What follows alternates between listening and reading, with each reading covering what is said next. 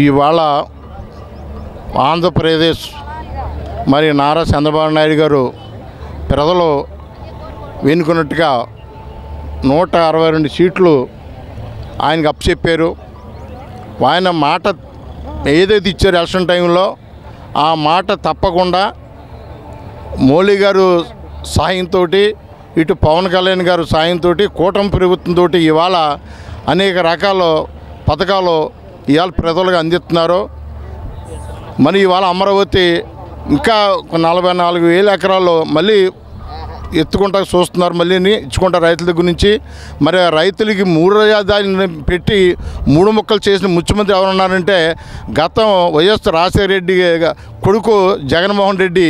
మరి ఆయన చేసిన దుర్మార్గం పనికి ఇవాళ ప్రజలు ముక్కసాటుగా ఒక్క కంఠంతో పెట్టి ఇవాళ అమరావతిని ఇంత డెవలప్మెంట్ చేస్తున్నారంటే మరి ఇవాళ చంద్రబాబు నాయుడు గారు ప్రజలు చేసుకున్న నిలవేరకం ఏంటంటే మంచి వ్యక్తి, దగ్గరగా 75 సంవత్సరాల వయసున్న మనిషి ఇవాళ కష్టపడి ఇవాళ ప్రజల గురించి ఆయన చేస్తున్నాడంటే ఎండనగా కొండనగా రోజుకి 18 గంటల పని ఆయన చేసి ఇవాళ ప్రజల గురించి చేస్తున్నారంటే మనందరం కూడా ఆలోచించాలి.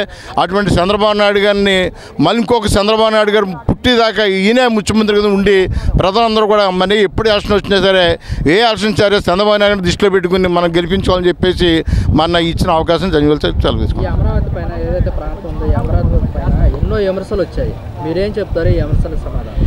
అమరావతి పైన గత పాలకులు ఇది సుశానం, గోదావరి ఎత్తు మునిగిపోతుంది, ఒక ఇటు పెట్టలేదని చెప్పేసి గత ముఖ్యమంత్రులు మంత్రులు కూడా అన్నారు.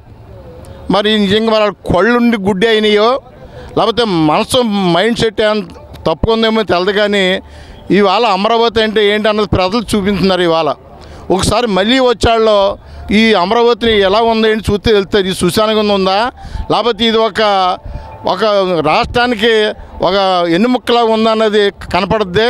అందుచేత ఇటువంటి రాజకీయం అంటే రాజకీయం చేసుకోవచ్చు, కానీ ప్రజల్ని తప్పుదోవ పట్టేలాగా ప్రజల మనసును మార్చేలాగా మాట్లాడకూడదు. ఎవరైనా సరే ఎన్నాళ్ళు ఉంటాయి ఎవరైనా, కానీ కొన్ని ఆలోచన ఎవరైనా వంగిపోతాం, కొన్ని ఆలోచన దేవుడు ఇచ్చిన వయసు మట్టి ఇప్పుడు వెళ్ళిపోతాం, కానీ వాస్తవం ఆడుకోవాలి. ఏకాక వ్యక్తి ఎవరంటే చంద్రబాబు నాయుడు గారు చెప్పిందే చేస్తారో జరిగిందే ఆయన మాట్లాడతారు. అందుచేత అలిబిల్లి మాట్లాడి జగన్మోహన్ రెడ్డిలాగా ఆయన ఏం అటువంటి మాటలు మాట్లాడైనా ఎవరైనా సరే గుర్తించారు ప్రజలు. ఈయన చేత అమరావతి మళ్ళీ డెవలప్మెంట్ అవ్వద్దు కాబట్టి మనం మంచి మార్గంలో తీసుకెళ్ళాలని అందరూ కోరిక.